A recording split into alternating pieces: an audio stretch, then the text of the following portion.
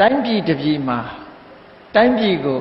အုပ်စိုးတဲ့မင်းဟာအဓိကကြတယ်အဲ့ဒီအုပ်စိုးတဲ့မင်းက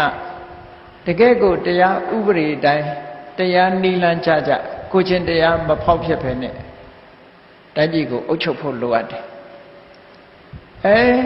တိုင်းပြည်အုပ်ချုပ်တဲ့မင်းကကိုချင်းတရားပြက်ပြားပြီးတော့ဒီ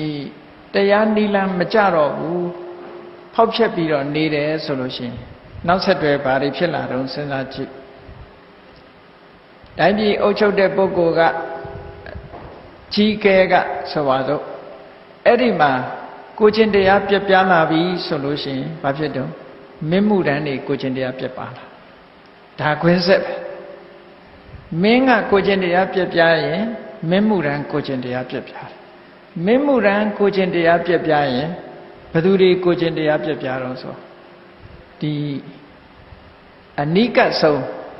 နော်တိုင်းပြည်မှာအင်အားရှိတဲ့ပစ္စည်းဥစ္စာချမ်းသာတဲ့ပုဂ္ဂိုလ်တွေကိုချင်းတရားပြက်ပြားလာ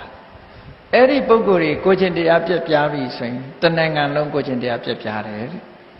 ခွင်းဆက်ပဲဒါရှောင်ရှားလို့မရ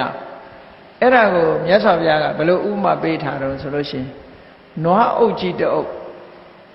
သွားတဲ့အခါမှာတဲ့ရှေ့ဆောင်နွားလားကဖြောင်းဖြောင်းသွားလို့ရှိရင်နောက်နွားတွေလည်းဖြောင်းဖြောင်းလိုက်တယ်ရှေ့နွားကကောက်ပြီးတော့သွားလို့ရှိရင်အကုန်လုံးဟာဖြောင်းဖြောင်းမသွားကြတော့ဘူးလို့ဒါမြတ်စွာဘုရားကဒီလိုဟောထားတာနော်အဲ့ဒီမှာ